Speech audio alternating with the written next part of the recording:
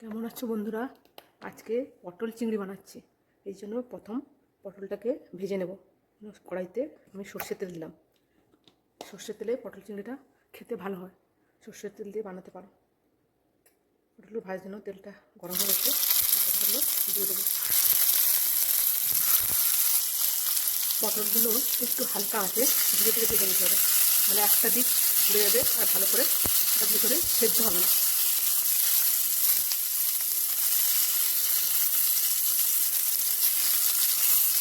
আমি এইভাবে একটু গায়ে লালচে লালচে ভাগ করে পটলটা ভেজে নেব। পটলটাকে আমি নুন হলুদ মাখিয়ে রেখেছিলাম। এবার একটু করে হালকা হালকা লালচে কালার হয়ে গেছে। এবার আমি পটলটাকে তুলে নেব। পটলটাকে আমি ভেজে তুলে নিয়েছি। এবার আমি ওই তেলে চিংড়ি মাছটাকে অল্প হালকা করে ভেজে নেব। চিংড়ি মাছকে খুব বেশি ভাজতে নেই, তাহলে চিংড়ি মাছ শক্ত হয়ে যায়।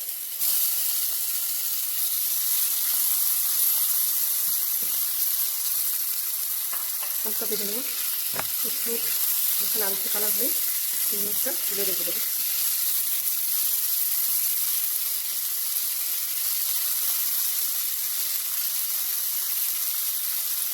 চিংড়ি মাছটাতেও আমি নুন হলুদ মাখিয়ে রেখেছিলাম আগে থেকে। চিংড়ি মাছটাকে এইভাবে হালকা লাল লাল করে ভাজা করে তুলে নিয়েছি। এই পটল চিংড়িতে আমি অল্প আলুও দিচ্ছি, তাই আলুগুলো ভেজে নিই। তোমরা চাইলে আলু নাও দিতে পারো।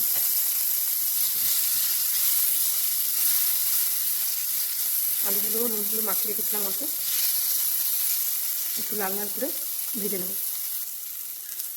আমেরিকাতে তো পটল সবসময় পাওয়া যায় না, পেয়েছিলাম তাই ভাবলাম পটল চিংড়ি বানাই। আলুগুলো তুলে নিয়েছি লাল লাল করে ভেজে। ওই কড়াইতেই আবার একটু সর্ষের তেল দিয়ে দিলাম। এবার আমাকে মশলাটা কষাতে হবে, তাই সর্ষের তেল দিলাম। এরপর তেলটা একটু হালকা গরম হয়ে যাওয়ার পর এই ফোড়নগুলো দিয়ে দিচ্ছি। একটা ছোট্ট শুকনো লঙ্কা দিলাম, দুটো এলাচ, ওটাকে ভালো করে ফাটিয়ে দিয়েছি। এটা দারচিনি দিলাম একটু, আর দুটো লবঙ্গ দিলাম, আর একটা তেজপাতা কেটে দিয়ে দিলাম, আর দিলাম গোটা জিরে ফোড়ন।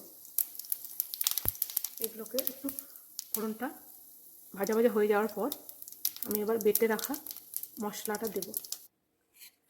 এই বাটা মশলাটাতে আমি পেঁয়াজ আদা রসুন আর কাঁচা লঙ্কা একসাথে বেটে নিয়েছি।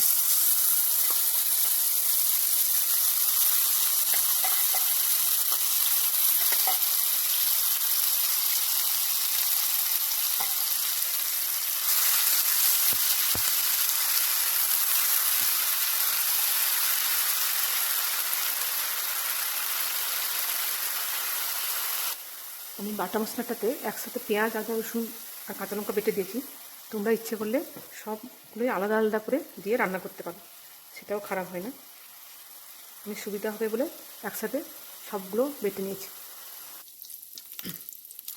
মশলাটা একটু ভাজা ভাজা হয়ে তেল ছেড়ে দেওয়ার পর আমি একটা গুঁড়ো মশলা যে বানিয়ে রেখেছিলাম, যে গুঁড়ো মশলাটা সেটা এর মধ্যে দিয়ে দেবো।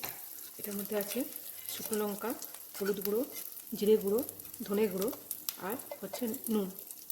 এই মশলাটা আমি জল দিয়ে একটু ভিজিয়ে রেখেছি যাতে পুড়ে না যায়। এটা আমি দিয়ে দিলাম।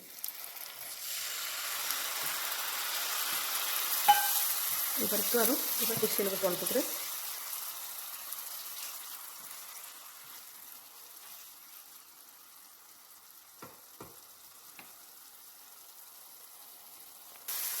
মশলাটা হালকা ভাজা ভাজা হয়ে যাওয়ার পর আমি একটা টমেটো কেটে রেখেছিলাম, টমেটোটার বীজটা বের করে দিয়েছি, দিয়ে দিচ্ছি।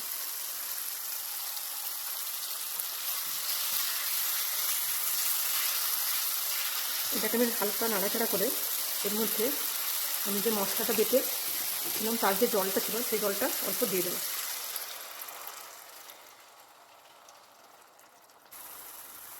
টমেটোটা ভালো করে নরম হয়ে গেছে এবং মশলাটাও ভালো করে ভেজে গেছে।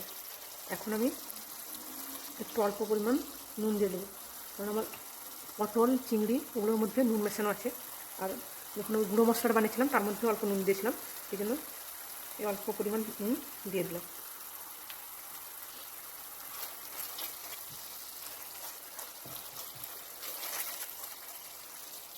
মশলাটা কষিয়ে নিলাম।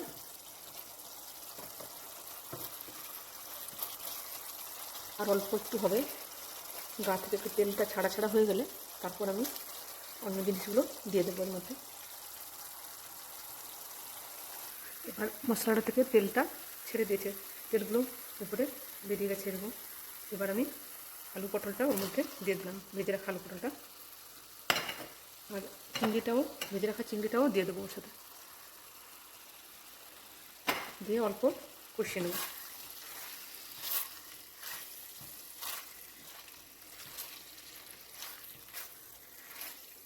অল্প একটু এর সাথে কষিয়ে নিলে এর মধ্যে মশলাগুলোও ঢুকে যাবে এর মধ্যে। পটলের মধ্যে একটু মশলা ঢুকে যাবে, আলুর মধ্যেও যাবে।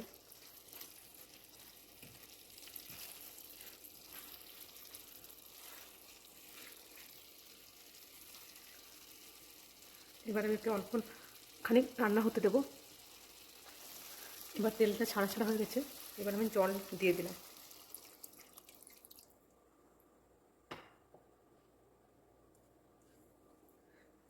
যেরকম গ্রেভি যতটা খাবে তোমাদের দরকার সেইভাবে দিও। আমি এখানে 1 বাটির মতো জল দেব।